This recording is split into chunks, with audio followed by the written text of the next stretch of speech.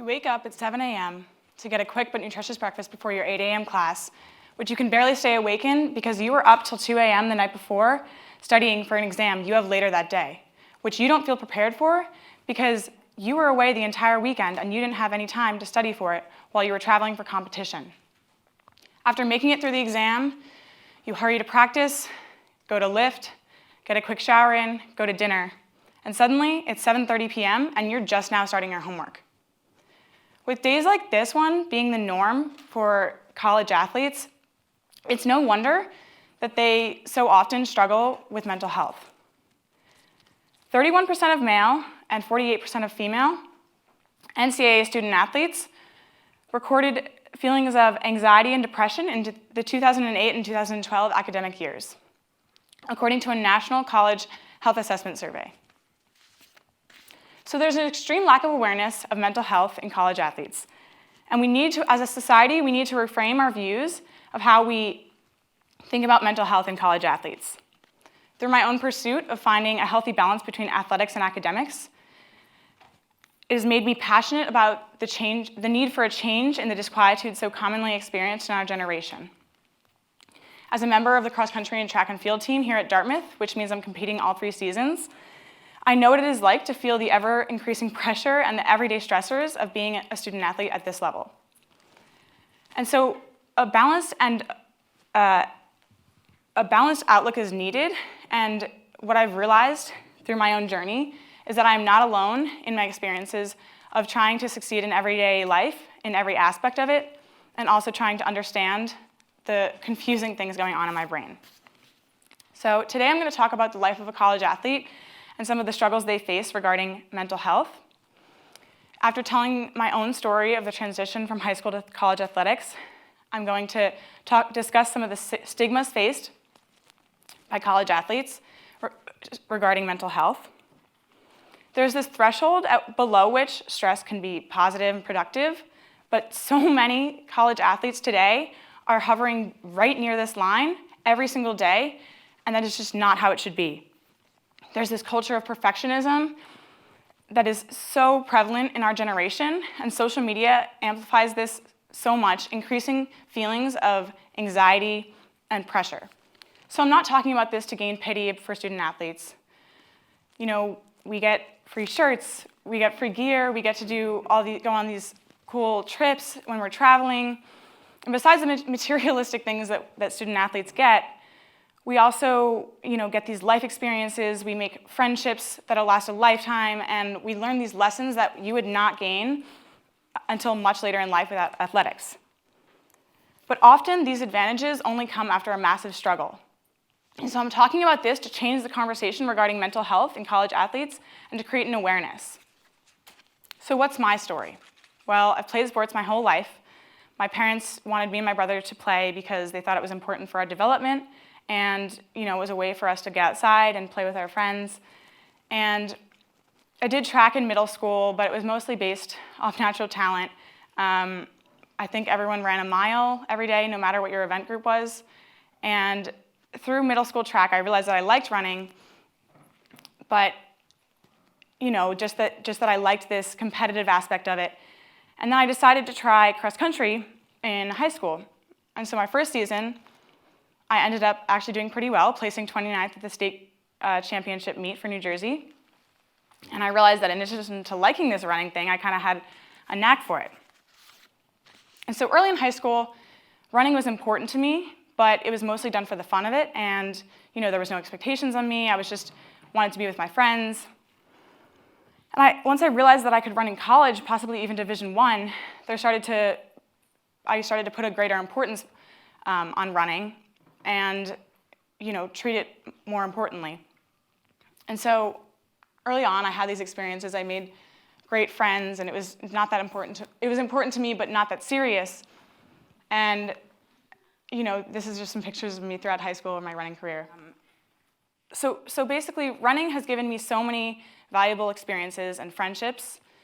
And I remember telling my parents after this one race my sophomore year where, I'd been in great physical condition and I'd been training really well and had every reason for that race to go well, but I tanked completely bombed it. I had no idea what was going on. I felt like I've been training really well. What happened to me? And I realized that in that race, I had all these feelings of self-doubt that just were crushing me. And so that's the moment that I realized that the mental aspect of running was so important, if not more important than the physical aspect. And I applied this to other aspects of my life, and I realized that my successes in running should not define me as a person. Just like any aspect of my life, my successes in those parts of my life should not define my success as a person.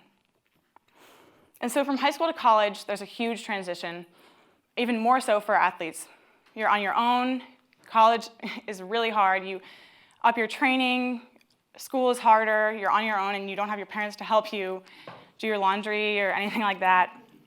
And so it makes sense that in college, as an athlete especially, you start to feel these feelings of anxiety and like you can't control your life and it's just too much to handle. Here's some pictures of me, after my first freshman cross-country race with some of my friends. And here's a picture of me at Lehigh later that year. So in college, I realized that there are a lot of stigmas faced by student athletes who deal with mental health. The first one being that athletes don't struggle with mental health because they're tougher than everyone and they have their lives all together. And mental health in athletes isn't really talked about, even less so than mental health is talked about in general. And although there's an increase lately in studies done on the prevalence of mental health issues in college athletes, and there's more data on it, it's still not talked about in everyday life, and it's just not common knowledge. Another stigma faced by athletes struggling with mental health is that as athletes, we are weak if we do struggle with mental health. And you're considered an outsider if you have to go outside the athletic department to seek treatment for your mental health. And so this idea of being weak and being an outsider creates this idea that you need to be a separate student athlete. You need to separate that self from the one that deals with anxiety, depression, manic disorder, all types of emotional unwell-being. And this just instills this fear of talking about mental health with your teammates because you don't want to be seen as weak. You don't want to be seen as that person who can't keep up with the everyday life of a student athlete. I'm going to share with you a quote from a pro New Balance runner regarding this struggle. There's resistance to talk about any kind of struggle when you're supposed to be an elite athlete.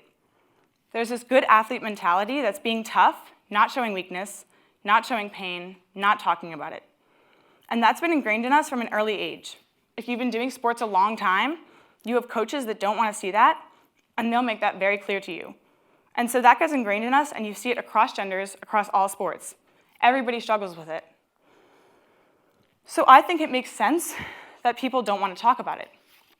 Another stigma that is faced by college athletes is that your life needs to be bad or a terrible life event needs to happen in order for you to deal with anxiety and depression. I think this comes from the idea that these athletes have these great lives, they go to great schools, they get to travel. Like I said, they have all these perks, but this is just simply not like just because you have a great life, just because certain aspects of your life are going well, does not mean you can't struggle with mental health. Mental health issues come from a way that your brain functions, and it's simply chemicals in your brain affecting the way you think and act. And while you can manage these thoughts and feelings, you can't just shut them off. You can't say anxiety, go away, depression, not today. That's not how it works. And so I didn't really notice these stigmas until I got to college and faced some of them on my own, but luckily my team culture is really open, and I think we do a great job of talking about how we're feeling, how we're doing, but I know that this is not the norm among college teams. So there's this perfectionist culture that is so prevalent in our generation, and I think this kind of stems from, when I was talking about it with my teammates, one of them said, well, as athletes, we push our bodies to their limits multiple times per week. Some people never do that in their lives. We try the hardest you can try at something and come into close contact with pain willingly. There's this culture of being so strong and so strong physically and keep pushing through, keep getting through that rep, get through that day, get through that practice that is instilled in you from a young age. And so that puts us in a great position physically, but it doesn't help us know when to get help mentally. And so social media plays also a huge role in this perfectionist culture. You know, you scroll through Instagram, you scroll through Snapchat, and you see all these pictures of these perfectly managed lives and these representations of people that are just perfect. You know, you see them going on good vacations, you see them having these great internships, and you think that's what I need to strive to do. I need to get that life. But what people don't realize is that social media does not accurately represent what people's lives are. And everyone is choosing the best version of themselves and projecting that through social media. And so this constant exposure to social media increases feelings of anxiety and pressure. And so there's this balance needed in terms of thinking about the way that mental health is viewed and realizing that not one aspect of your life defines you, no matter what it is, grades, athletics, nothing. Being perfect at everything is impossible, and no matter how hard you try, you are not going to be able to balance everything. And so, like I said, there's this threshold below which stress can be positive and productive, but above it, it is so detrimental. And I think this perfectionist culture just makes people think that they should be so close to this line and acting like they have their whole life together, when really they should be not even miles close to it. And so just remembering, both by athletes and by society, that not any one aspect of your life defines who you are as a person, and your successes and failures in that part of your life do not define you as a person. It's just a way that we can help reframe the way that mental health is viewed in college athletes. So mental health in college athletes needs to be talked about more and needs to be destigmatized. My own journey has had ups and downs, but through it, I've gained awareness of my mental well-being, and I could not be more grateful for that. Social media amplifies this idea of perfectionism that is so common in our generation, and through a balanced and realistic approach, I think we can take great steps forward in changing the way mental health is viewed. So I challenge you, I want you to help me change the conversation and create an awareness. So in high school, I was just running for fun. You know, there was just no expectations. But I also wasn't aware of my mental well-being. And through a long journey, I learned how to be aware of my mental well-being, and I'm so grateful for that. Although the transition from high school to college was difficult, I could not be more thankful for the balanced outlook that I've now gained. And I think it helps me lead a very fulfilling life.